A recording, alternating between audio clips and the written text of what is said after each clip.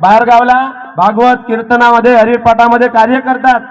समाज कोणता आहे? मातंग समाजाच्या जीवनामध्ये जन्माला आला, पण त्याला एक वाटते मी बाहेर ठिकाणी कार्य करतो महाराज, माझ्या गावात सप्ताह झाला पाहिजे।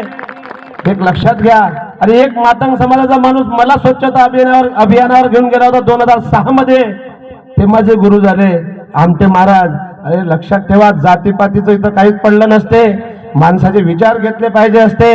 खऱ्या अर्थानं कोणाकडे जातीनं धर्मानं पाहू नका। मांस हाड रक्त हे सगळ्याला सारखं आहे।